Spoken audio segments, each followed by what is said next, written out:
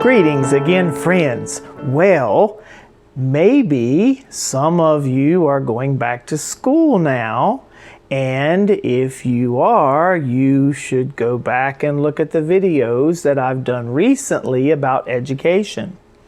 Now, you could look at higher education, you could look at radical Christianity, you could look at the last video I did was mental health. Now, what I want to do today, though, is to share with you a particular thought that had come into my mind because of things that were happening, and it just drove me to write out a blog.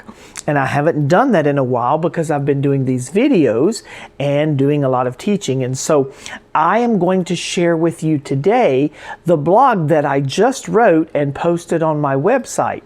Now you can go to the website, which is www.lessonstolearn.com, and that will share with you all of the blog articles that I've written. And from the beginning, when I started this, after my personal tragedy had begun, and that led to the book that I wrote and all of these different articles as God pressed that out of me. But today, He impressed upon me a particular thing that is very practical. So hang on, we're going to read this blog. Fix it or forget it, finish it. It has been some time since I wrote out a blog article. My YouTube channel, Lessons to Learn Ministries, and you can find that hyperlink if you go to the website and look at this blog article.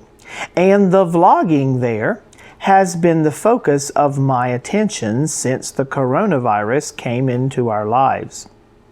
For the past year, I have also become increasingly busy speaking around the world and seeing God work everywhere His Word is going. I have thought of many things I wanted to write, but am finally writing out this article now, which I will also use in a vlog on my YouTube channel. This video. Coming to my attention in a number of ways is what I see as a key philosophical behavior driven by human nature and prominent throughout the culture. This is so important that understanding it more will help you be more productive and even more accomplished. What is your MO, modus operandi, or method of operation? Will you fix it or forget it? Will you finish it? Now, of course, our behavior does show what kind of philosophy we have. And I talk about philosophy, and you may want to even go and look at some of those videos where I have dealt with philosophical things, like the philosophy of the kingdom. That deals with how God establishes the kingdom on earth, as the Bible says. Or even go and look at the video where I talk about the philosophy of God. And that's an interesting take also.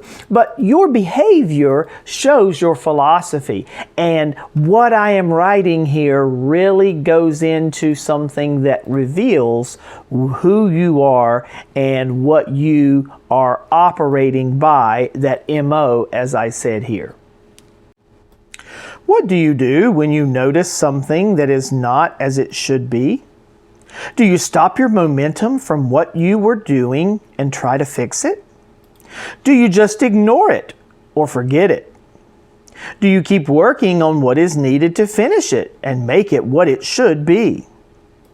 Now, you may not realize just how much this choice presents itself to you. We are faced with the choice of fixing or forgetting things dozens, if not hundreds of times each day. When you think about it, you really start this decision process the moment you wake up. It first comes in thoughts you have or just dismiss even before you get out of bed. When you get up, you can either fix or make your bed or just forget it. After all, you'll just sleep in it again the next time you lay down. Unless you are a neat freak or perfectionist with perfect living quarters, you will have many things in your home that you can fix, just forget, or even finish. If you work outside your home, your job will involve this very decision process, regardless of what you do. You have many opportunities to fix situations or things needing fixing to be what they are intended to be. You may have so many things to do that you cannot finish all. But whatever you do not fix when you can may be something you just forget. Now, as I say here, this is really a personal choice. What I'm talking about is really the choices you make. And I have done videos on choices also that you could go back and review. Choices and voices being one of those I think of. But really, you will risk forgetting things if you don't put the energy into fixing things. And it's a choice that you make. You either choose to fix it, forget it, or finish it. And if you don't choose to fix it, you'll probably forget about it in time, and then it'll just grow into whatever problem till it has to be fixed. So let's go on and see what is said next. Too often, when we see something wrong, we just let it go or forget about it. It then easily becomes a habit to just forget about more and more things. When you fail to put energy into it and fix it, then entropy just takes over and things get less and less organized and things become more and more of a mess. Are you following what I'm saying? You always have this choice in everything you see or do. Fix it or forget it. What is your MO? Now, those things you do try to fix, you must bring to some completion. You must finish it. When you fail to finish what you work to fix, you just leave it to be fixed later and even risk forgetting about it. Now, you know as well as I do, a mess breeds a mess. And so when you don't fix something, it grows and becomes more of a problem. And really, this is how you choose to become a messy person. If you just forget about things or you ignore them, then you go forward and it gets worse and worse. You just ignore more and more.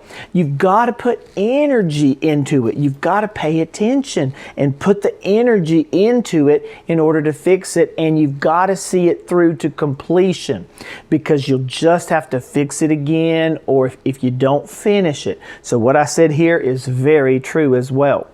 Okay, one more large paragraph we'll go to before we finish, but we'll get to the final one, but let's go on to the next paragraph.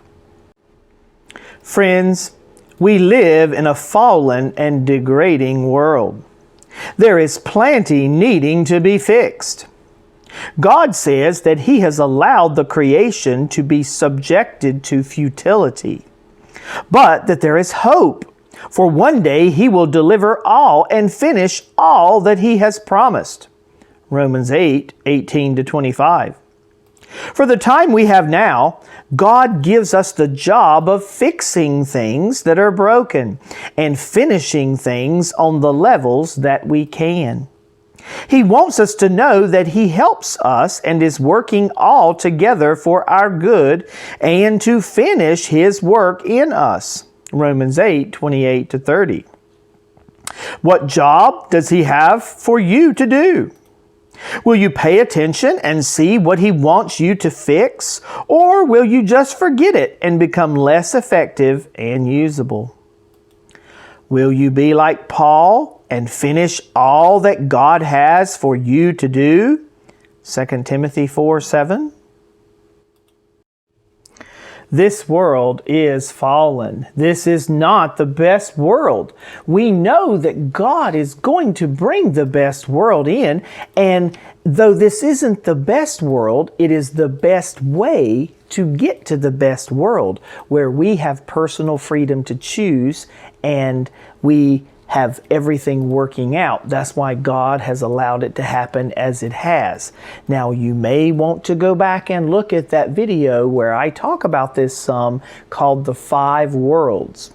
But really, what I say here is important because entropy will happen. The second law of thermodynamics is that everything tends toward disorder, and it will unless you put energy into it. But as I am talking about this here and reference what is going to happen in the future, I go to Romans chapter 8, and Romans 8 just has this very clearly represented. And of course, we are waiting for that point where God is going to finish His work in us. And you kind of see that in Romans 8, starting with verse 19, where it says, "For the earnest expectation of the creation eagerly waits for the revealing of the sons of God."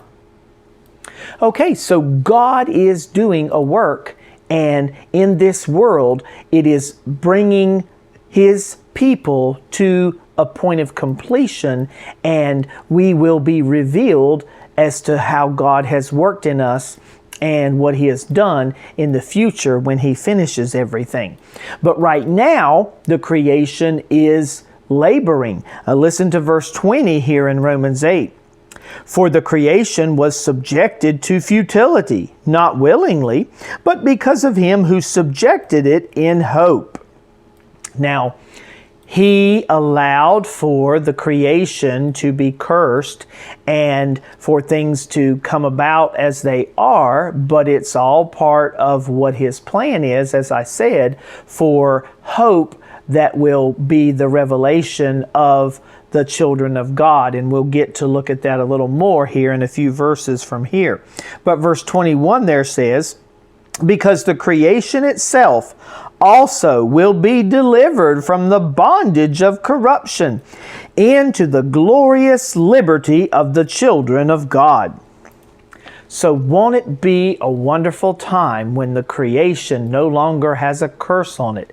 I mean, it's beautiful and amazing as it is now, even in a fallen way. But imagine what it's going to be like when the whole earth is a paradise, when everything is without the curse and all that God intends for it to be, when He finishes all of this for the future of whatever He will have us doing. So as I talk about here, He is working this out in our lives. And of course, this is where that great verse comes in Romans 8:28, which is that familiar verse of many people of how God works it all together for good. It's not all good, but He works it together for good, even as He did on 8/28/08 in my own life, reminding me of this verse. You'd have to look at the book to understand that more.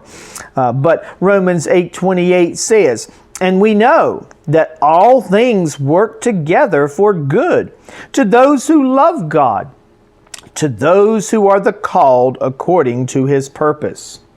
So we know God is working it together for good, and He's working toward a goal, and that's verse 29. "For whom He foreknew, He also predestined to be conformed to the image of His Son, that He might be the firstborn among many brethren." So God intended for us to become conformed to the image of Jesus Christ.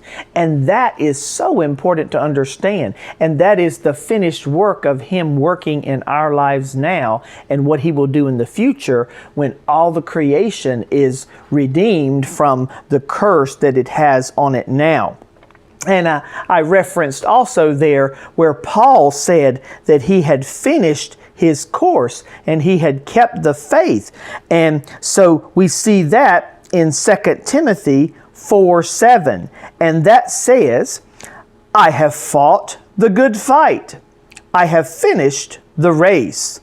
I have kept the faith. So Paul was a zealous person for God. He knew he had done wrong when persecuting the church when he was called Saul, and God changed him and his name was changed to Paul, but he dedicated his life to fix things, to finish the course that God had for him in his life. And he could say at the end of his life, before he was taken to be executed, this is the last rites basically of Paul, where he said that he had finished the race that God had for him and he had kept the faith. So, friends, let's just conclude here with this final thought as I have in the last paragraph.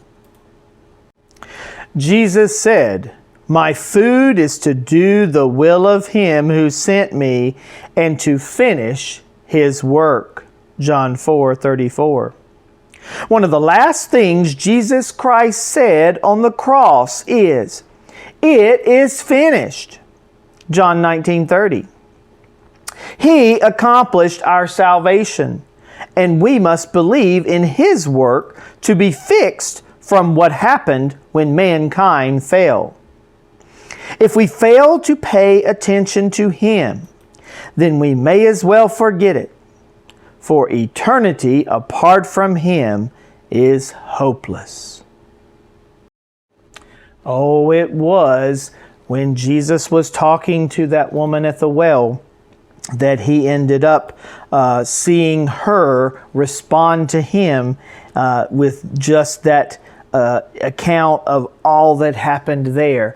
And then the disciples thought he would be hungry, and Jesus was just there to say, hey, I had something that was food, not physical food, but I had food because I was emotionally, I was spiritually encouraged by what happened with this woman who came to faith.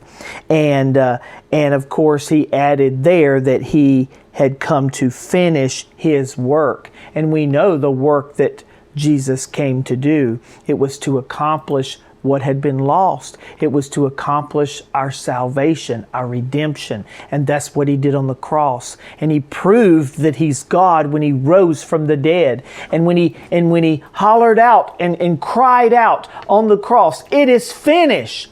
It was accomplished. All of what had needed to be done for our redemption in him becoming sin for us was accomplished there. And then, of course, the proof of the pudding, so to speak, is when he rose from the dead. So Jesus accomplished what we need, and he is going to finish what he started in us.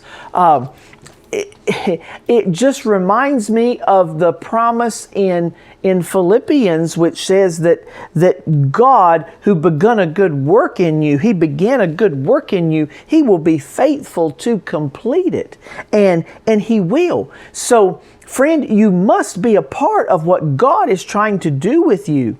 And as I conclude here, if you don't pay attention to him, then you may as well forget it. You may as well hang up. You may as well do what 1 Corinthians 15 says, eat, drink, and be merry, for tomorrow you die. But when you die, you will have no hope. It is a hopeless situation.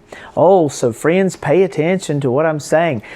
Let God fix in you this problem of sin by trusting in Jesus. Don't forget about it. Don't forget to fix things in life that he gives you responsibility for. Make sure you finish those things as God intends for you. And you could say with Paul, I have fought a good fight. I have finished my course. I have kept the faith. And may that be true of you and I when we go and meet Jesus Christ when he comes back for us. Oh, friends, I trust this has been an encouragement to you and a challenge for you to think about how your behavior really involves this fix it or forget it and finish it. Like this video, share it with others, subscribe to my channel, and hit the notification bell so you'll be ready for the next video as God leads me. Thank you for watching.